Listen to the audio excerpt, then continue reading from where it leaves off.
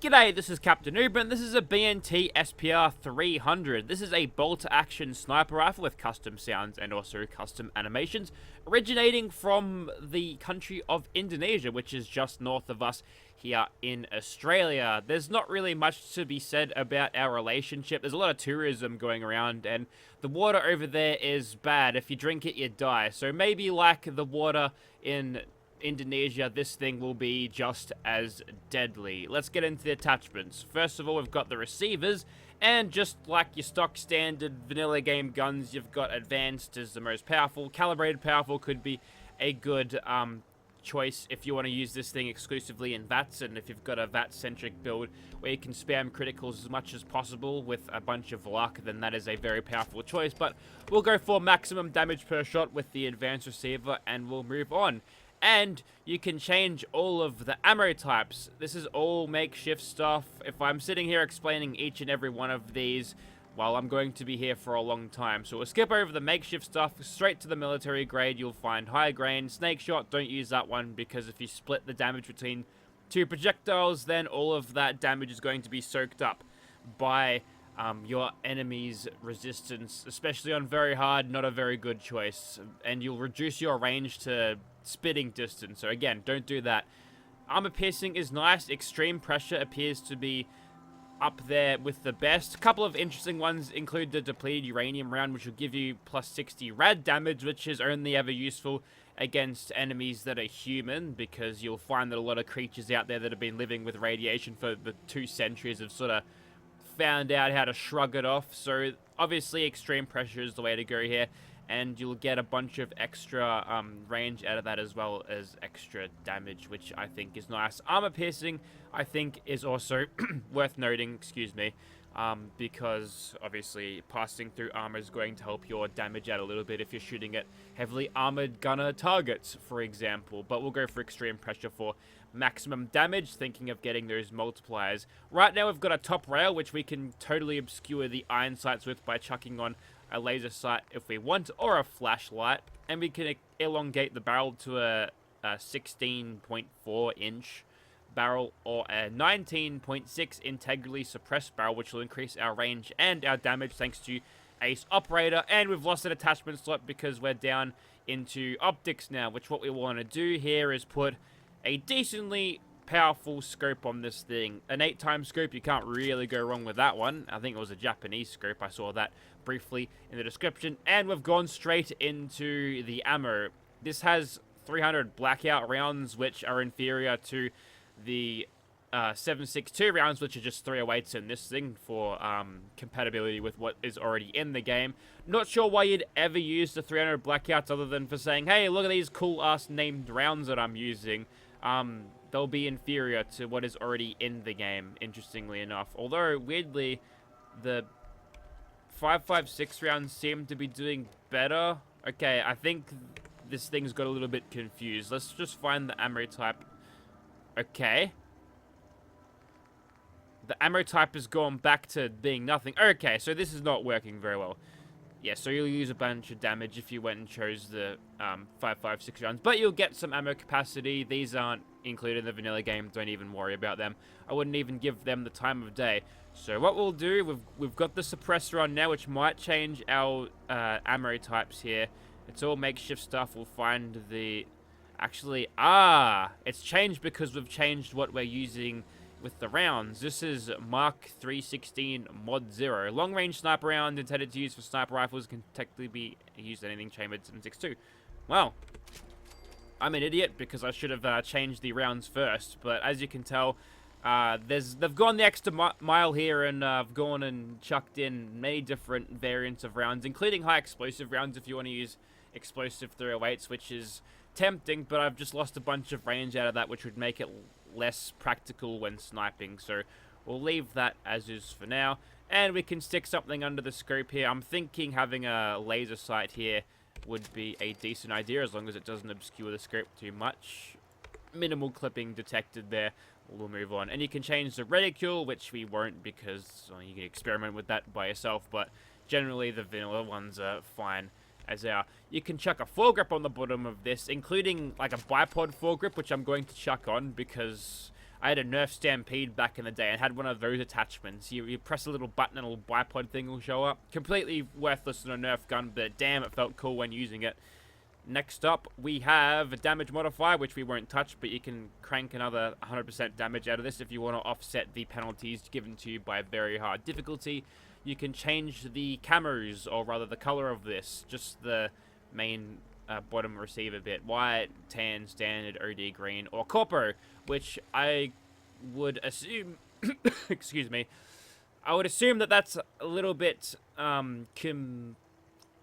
inspired by the Cyberpunk series, because, you know, corpo is thrown around a lot in those games, and that black and red sort of look is, I don't know, it just reminds me a little bit there of Cyberpunk. You can chuck stuff on the right or left rail if you want, which means if you want to cover this thing in laser sights, you sure as hell can.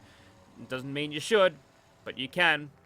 And I think that pretty much covers it. I'm going to create a couple more of these, and I'll see you when we shoot people. Oh yeah, and you can change the stock too. I should probably mention that. So there's folded, there's all of these things. Look at them. I'm not going to spend all day explaining each and every one of these, so I'll scroll through them. There's a couple of M4 looking stocks in there. That one's cool. Let's use that one. Sweet. You can also change the color of the laser sights if you wish. Cyan, blue, orange, yellow, green, or red. Very important. We're going to go with yellow here because that's Lily's favorite color. Worth noting that barrels other than the integrally suppressed barrel do have muzzle attachment slots, which you can use for muzzle brakes and suppressors if you want. I highly recommend not using any suppressors on this because this gets you much inferior range than you would with the 19.6-inch barrel. And if you want to chuck a muzzle brake on this, A, it's a sniper rifle, so recoil's not really a problem, and B, you'll reduce your range, which reduces its sniping capabilities at range, at least for damage output purposes. So don't put these on, but if you're looking at it and thinking, hey, that's cool, then go right ahead. But for performance reasons, I'm just going to leave these removed. Alright, so getting this weapon is fairly easy. All you need to do is go into your chemistry workstation, find weapons B and T, and you can craft it for these materials as well as the 300 blackout rounds. So if you've got a bunch of these materials left over, then I guess you can make them, but they'll always be inferior to 308s. There's also patches on the Nexus right now which you can utilize to add this thing to the leveled list, which means you can find it on enemies and also in vendors as well.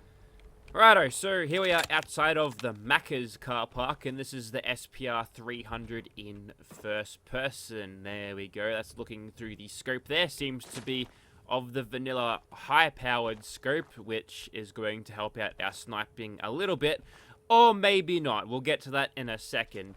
And this is the second one that I made. This is a close quarters one with basically lightened everything, reflex sight with the still long suppressor barrel just so I can hit stuff from longer ranges. And we'll just get started shooting at these beavers. There was something there, something called a juggernaut. That was kind of weird. And I've also got a medium range one without a suppressor on this thing, just so you can hear this thing unsuppressed. That turkey. There's the bash animation, by the way. I tried to steady the scope. Not necessary on a weapon which has a see-through scope, which if you want to use in third person will get you a very small zoom in indeed. Anyways, I guess we'll get started with the snipey version here. Now, we've got all of this power on the scope, but like I alluded to before, that's probably not going to help us all that much. All those gunners are aggroed to something up there. Gonna kind of want to wait for them to stop being aggroed at things, or just take out the thing that they're aggroed on. And if I click on this little blood bug, we'll click on that guy's head, and yeah, that guy will die. But there's a ghoul over there, and there's a blood bug, and a whole manner of nonsense to deal with. Those blood bugs will probably be coming in. And I could click right on these chumps, and I'm not hitting them, because there seems to be just a little bit of bullet travel time, which is a little bit of a kick in the ass, because unless your targets are standing completely still, and it's going to sound like I'm making excuses here, they're going to be hard to hit. And look how fast they just move around, and how unpredictable they are. the animation team, like, everyone just AD spams. All of the AI just do that. They're just really hard to hit. They'll just pop out with no warning. They're that quick, and it's going to make it hard to snipe at longer ranges. So perhaps the scope is a little bit too high powered, but it is currently raining right now, so we'll take advantage of that. And nice. Despite having a high-powered scope on this, I'm still getting many hits, and I've got a significant portion of my AP bar used up. And if I don't hit them once, I'm going to hit them again. Now, I'm wondering whether this has an armor or just a penetration thing about it. Rather, what would happen is, yeah, nice, Vats.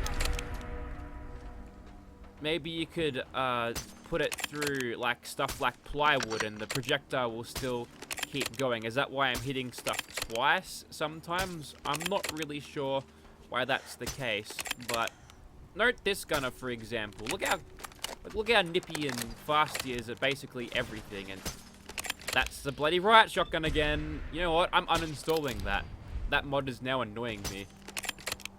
They can't be pointing the gun directly in the air, shooting 600 rounds per minute with 12 gauge. That just takes me out of the experience. Nothing else does. Anyways, let's switch to close range version. And now we're spotted. Which means, how many chain headshots do we need to actually kill this guy? A lot. We'll try hitting him. That seems to work out slightly better.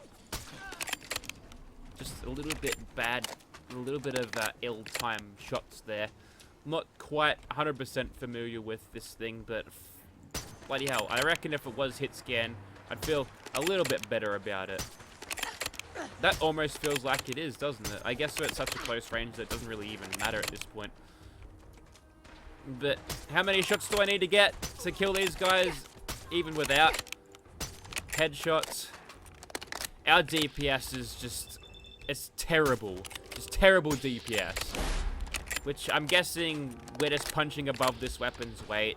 Look, it's not an anti-material rifle. It's not claiming to be the strongest weapon in the game. So I guess we'll leave it off for that. But the sneak criticals, at least, they make up for it a little bit. And the rain has gone away. That's nice.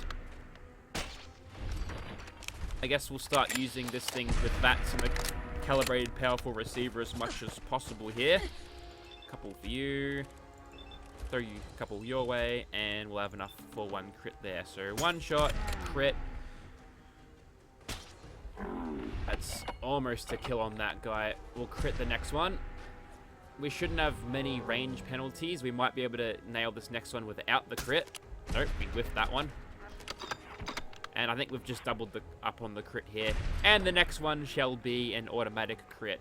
That's given us a crit back thanks to Grim Reaper Sprint, I believe. And we got Grim Reaper Sprint, so I guess we'll just do it again. And we'll finish off with that one. Go for a crit. Try to get as many kills as possible here. So we kind of have to sit back and let the game play itself, because it's just more efficient this way. Which is fine, it's a game mechanic. Perhaps it's not as interesting for you at home to watch, but I'm doing it for a reason. See, the reason that I'm not hitting these shots is because Lily is too used to using a Tesla rifle, right? So she's never had to train her aim. So there's actually a story element here that I'm getting at. It's not just me being terrible. Anyways, that's a hit.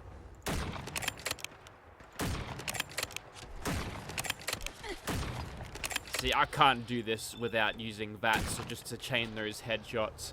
If I was late sniper MLG 3000 and oh, they're moving at normal speed in Vats, that's terrifying. Don't do that. There we go. It's a little bit difficult. We are definitely punching above this thing's weight, which means when we get into a fight with a monster, I'm gonna sneak attack crit literally every shot, and that's a PKM. Nice. I used that weapon mod once. That was fun. Anyways, I haven't slipped out of danger. That was close.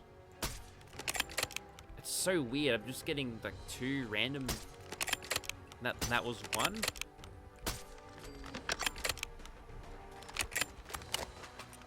Not really sure what to make of that, but I would prefer it if, you know, like, you've got vanilla game standards, right? Unless you've got like some crazy overhaul to make everything not hit scan for realism purposes or what have you. I think everything just should be hit scan, just so it's consistent with the rest of the game, because, you know, should you be using this with, like, in tandem with, like, other weapon mod guns, which are hit scan, like, when are you ever going to use this for sniping? If I was playing a slow, snipey game, maybe with a hunting rifle, I'd probably choose the hunting rifle over this, because if I click on someone, they're going to take damage. If they move at the last second and I miss because of me and not the gun itself or the bullet travel time. Perhaps I'm complaining about it a little bit too much, but that's just how I see it. Making good use of Vats though, if nothing else, and we'll continue doing that, I think. Because if I don't, well...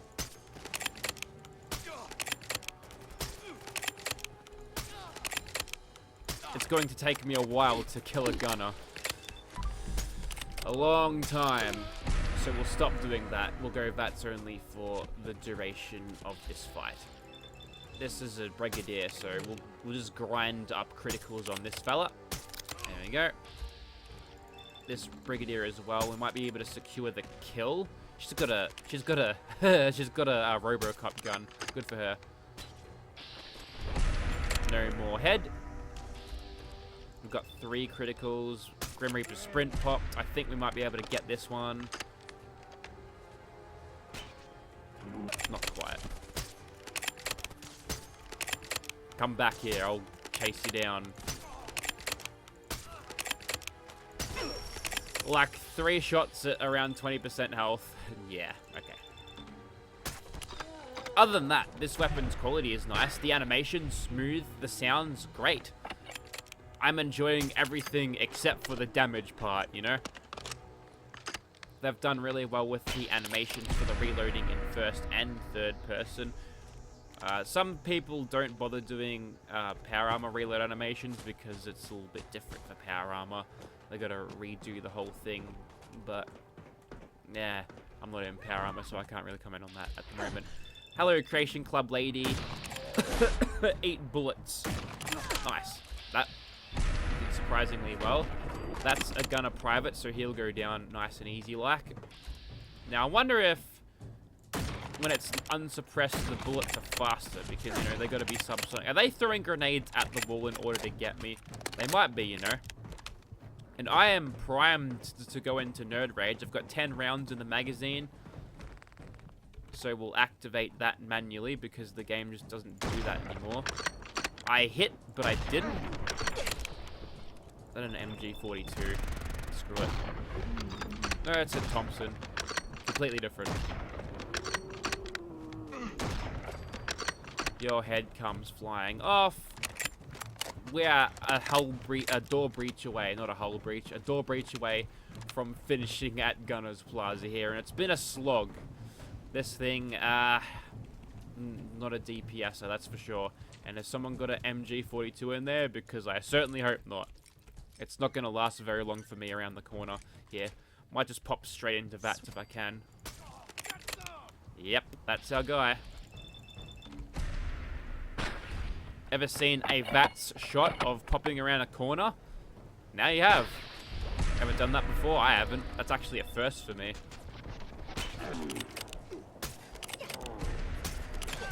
And we'll try to grind up some criticals on this fella as well.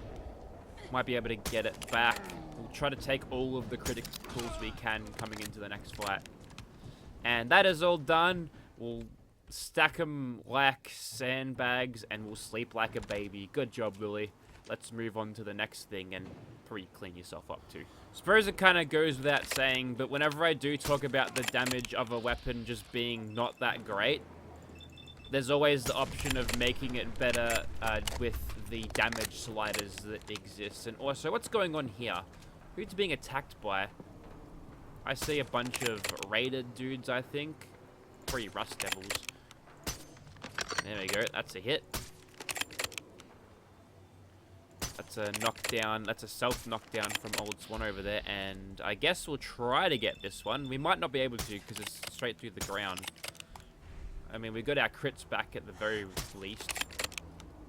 I don't know how far that dude is away, but there was a noticeable time before that bullet even got there. So, yeah. Nuts.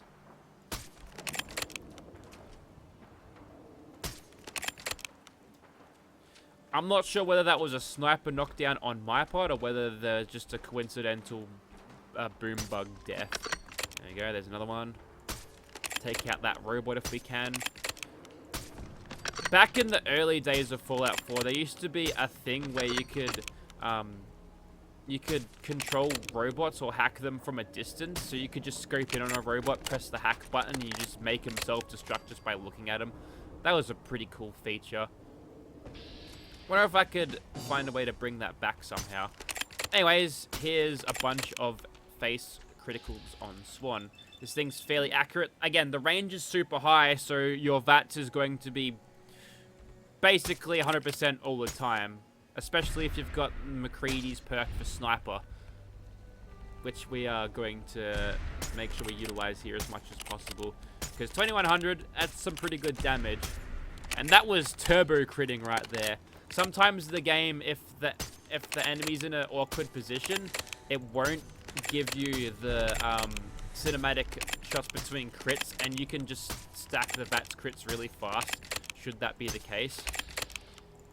But that won't last forever, so I'm hoping for a little bit of a streak here where we can knock him down before he gets too close.